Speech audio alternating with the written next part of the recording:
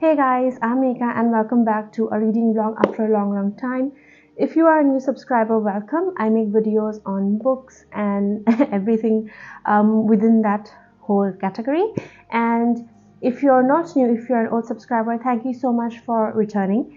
And yeah, in today's video, we are going to pick up a new book, a new translation rather, and we are gonna have a fun time with it.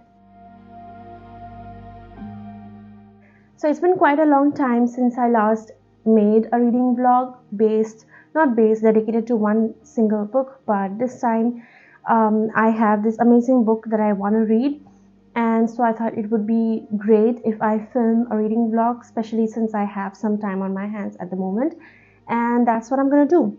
So the book that we're talking about that I will be reading in this reading vlog is Beneath the Simolu Tree by Sarmistha Pritam. Now, this book was originally written in Assamese, which is my mother tongue. It is the lingua franca, you could say, of Assam, which is a state in northeast India.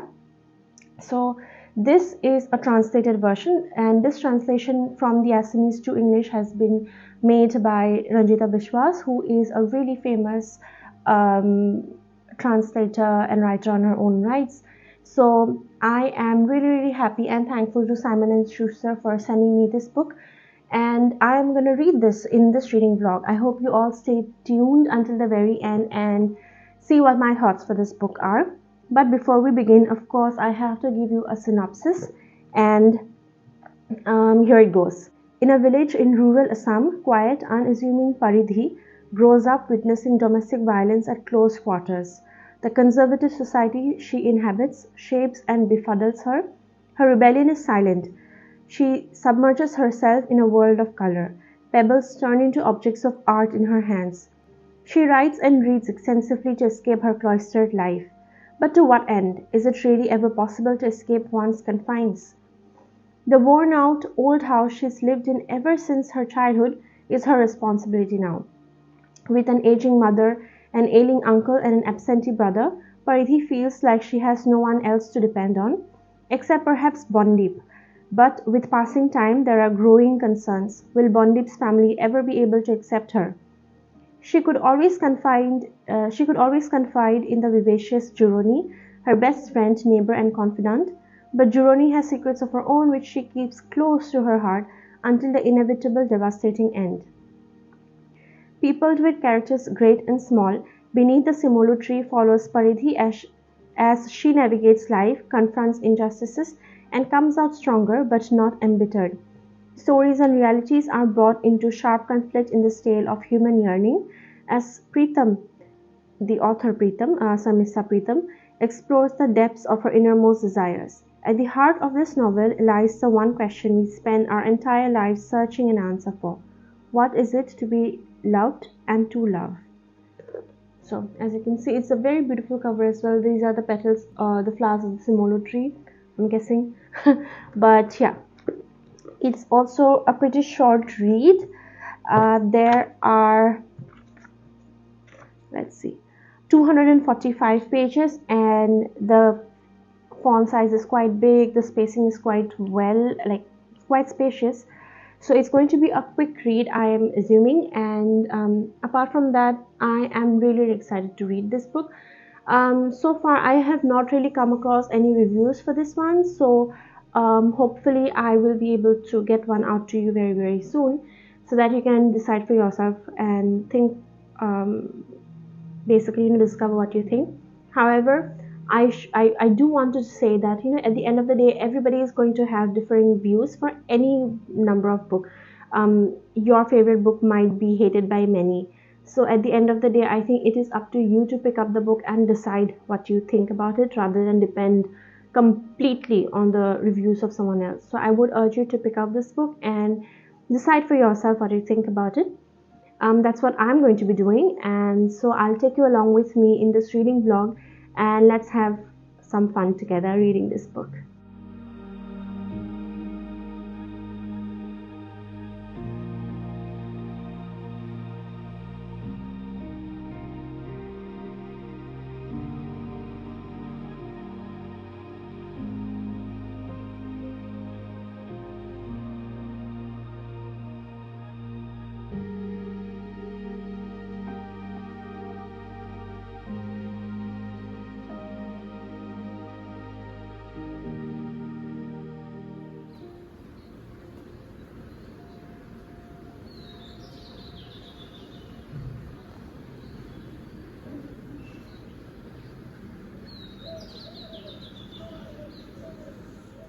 Hi guys, so today is the 14th of April and it's Bihu. So we are celebrating Bohag Bihu in Assam right now, which is our Assamese New Year, and I am in Jorhat.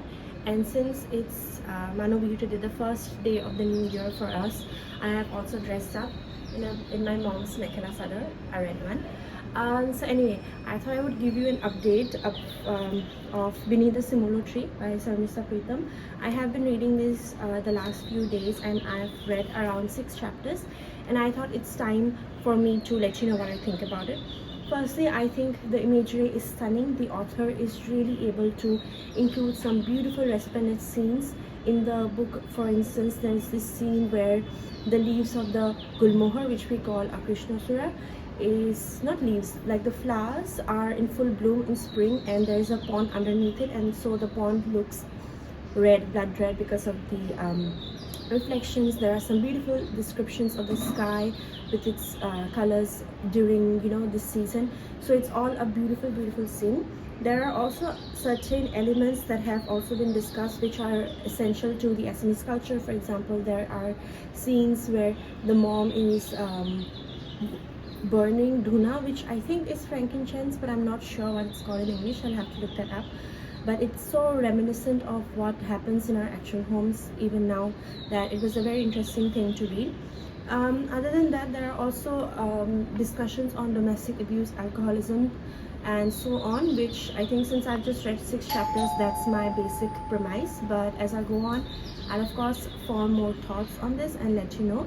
So far, I am really enjoying this story. It's also nice to read about Paridhi, who is our protagonist, her story and her view on things. We're getting to know her, her friends, the people around her, the families in the village, and so on. So it's a great premise in the beginning, and I'm really happy with how it's going. I'll give you an update sometime later, and I'll also make sure to include a few clips from today as we go about. So I hope you enjoyed this video.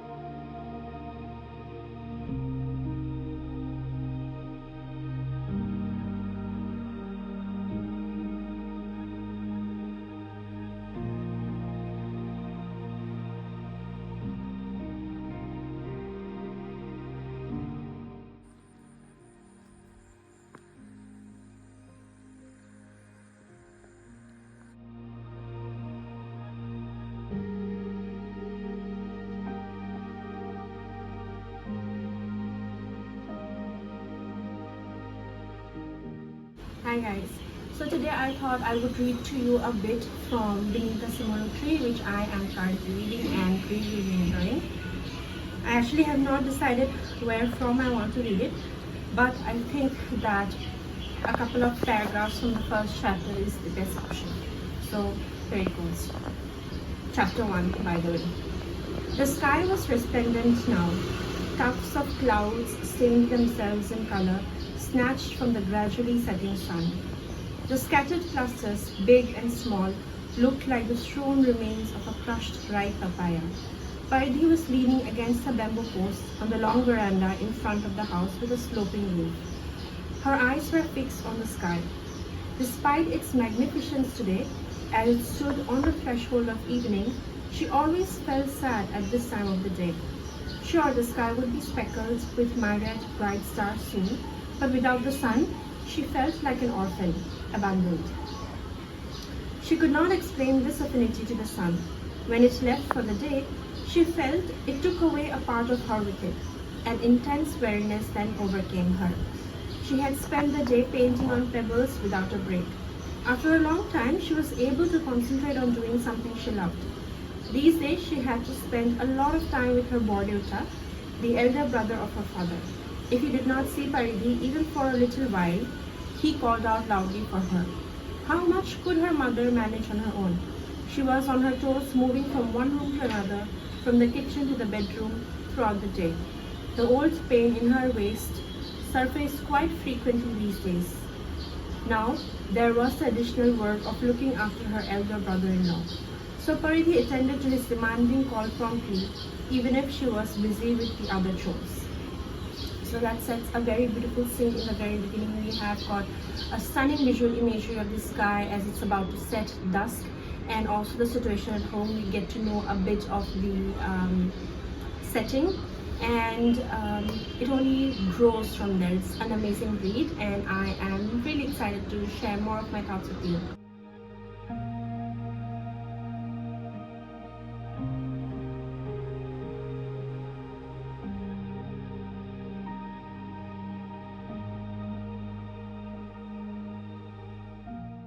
Hi guys, so it's a couple of days later and I am going to give you an update.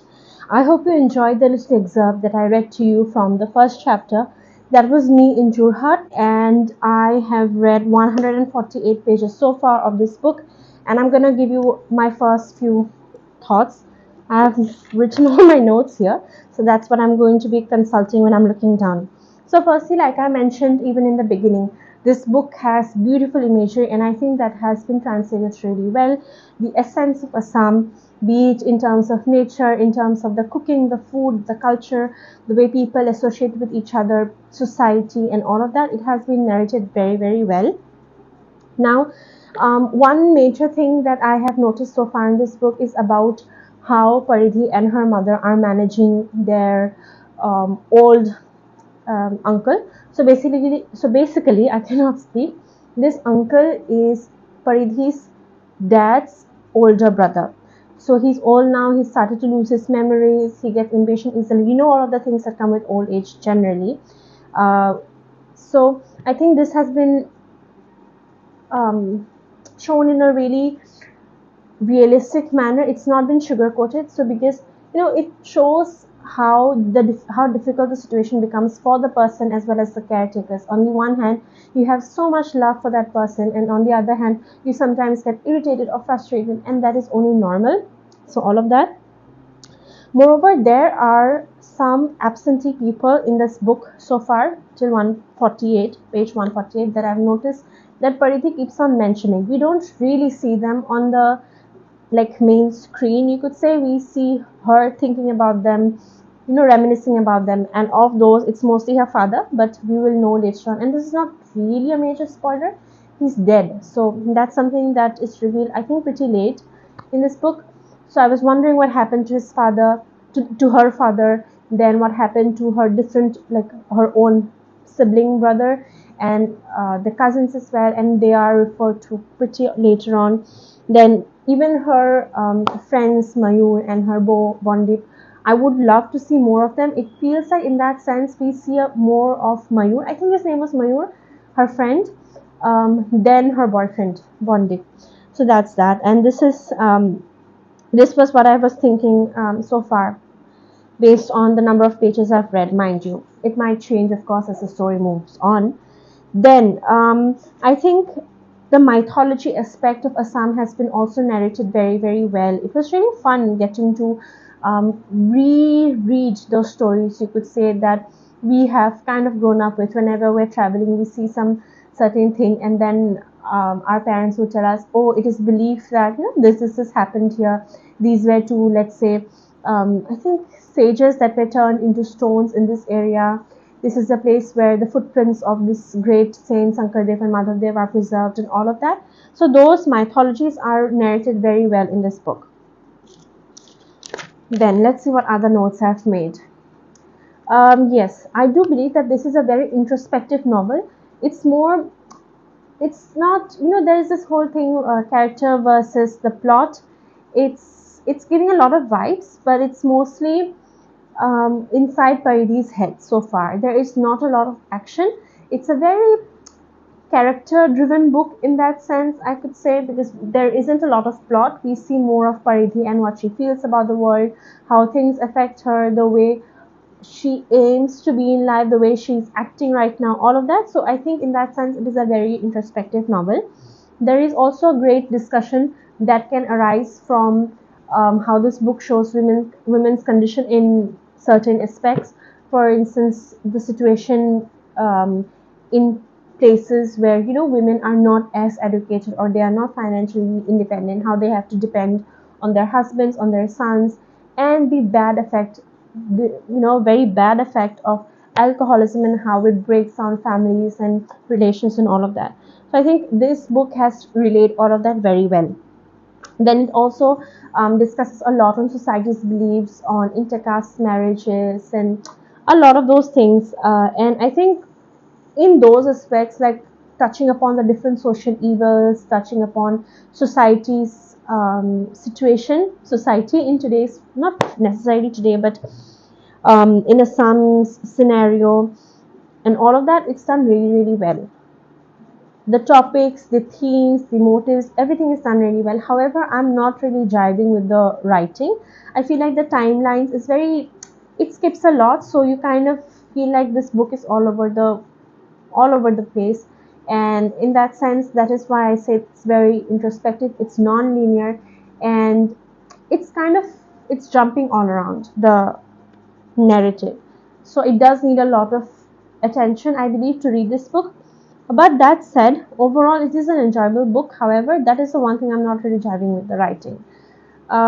So yeah, I am excited to read more of it. As you can see, I have read 148 pages and this book is about 245. So roughly 100 more pages are left. I might read a bit tomorrow because I don't think I'll be reading anymore now. I'm going to call it a day after I'm done with this clip. So yeah, I'll read more tomorrow and I'll give you an update about how this book goes. Hey guys, so I finished reading this book, Beneath the Simolu Tree, and I have some thoughts which I'm going to share with you all now. So I finished this book last night. I was on the last leg of this reading and I happily ended it last night. And by the way, before we move on with the rest of this clip, I want to say that if you hear a lot of noise, it's raining really heavily right now, so I'll try to reduce that noise, but if it does, unavoidable. It's that season here. So anyway, this book, what did I rate? How many stars did I rate it? I rated 3 out of 5 stars, and I am actually a bit sad about that. I expected that I would absolutely give it, a full 5 out of 5 stars. However, that did not happen. Let me tell you why. Um, Firstly, because of the kind of non-linear storytelling that it had started with, I knew that it's not going to be an easy walk in the park. It's more or less a bit of stream of consciousness writing. However, I think if the author actually intended to do the stream of consciousness method of writing the story, she perhaps could have gone about it in a better way, because it's not just non-linear, it's kind of all over the place, and I did not particularly enjoy reading that. I felt like things were all just spread out and there was a lack of the cohesion that makes a story great. For instance, this is very slice of novel in that sense. So slice of novel and stream of consciousness, you can expect, you can guess what you're going to get. That said, if you go in without a lot of expectations, knowing that this is a slice of life novel, you're going to have a good time. It's quite enjoyable. Then about the main character Paridhi, I felt bad for her because of the position she is in her life, the situation she is in regards to her family, the society, and everything. It felt bad, but at the same time, I felt like sometimes she kind of verges a bit on the self-pity, and at the same time, she doesn't really take very assertive decisions. Then again, it's not always possible considering she is supporting her, more or less supporting her family at that point, so taking drastic decisions is not always easy. But yeah, I did feel like Paridhi was a bit passive. I would have loved a more aggressive, not aggressive, a more assertive character. That's that. Then the rest of the characters came in a bit late, and I think the revelations regarding what happened to the characters was revealed more or less to us towards the end, as if just letting the reader know before the book gets wrapped up. So I think that could have been done a bit better, with the characters kind of leaving us a bit confused. The ending also, I think the ending was, it was ambiguous, and I think it was actually a good decision that the author took, because that is life, and it's not like she's a 60-year-old woman, the story is ending for her. Not even 60, I mean 80-year-old woman, she's gonna die, the story is ending for her, her life is ending. It's not like that. She's a young 26, 27-year-old woman, so she has a long life ahead of her, and the author's decision to end it at that point without giving us a solid path that her life is going to take is a very realistic um, portrayal of life, I think, which was done really good. I had a good time overall, but again, I did feel like it was all over the place, and that kind of made me reduce the stars to a 3 star for this book. Um, Also, sometimes the conversations that the characters have, or the way sometimes Paridhi would think, she thinks or she speaks in a very romantic, musing, fantastical and whimsical kind of way, which I think is not how people talk in everyday life. It's not, you don't talk so much about nature, or I am not able to say it out loud, or express what I really want to, but people generally do not talk in such whimsical ways. I mean, sometimes they do, yes, but these characters talk in those ways all the time, which I mean kind of got on my nerve at the point. So yeah, if you can overlook all of those points, I would urge you to pick up this book and give it a chance. And like I said before, no matter how many reviews you read, 5 stars, 1 stars, you should yourself be able to have your own opinion, and you can only have that if you read the book. So that's what I'm going to say. Pick it up, give it a chance, and decide for yourself what you think about this book. I want to end this blog by thanking Simon and Schuster for sending me this review copy. Did enjoy this book, and I would urge you to pick it up and give it a try, see what you think about it, because this book does relate the essence of Assam very, very well. So yeah, once again, I want to thank you all for watching this vlog, and I'll see you again with another one very, very soon. Until then, take care, peace out, bye.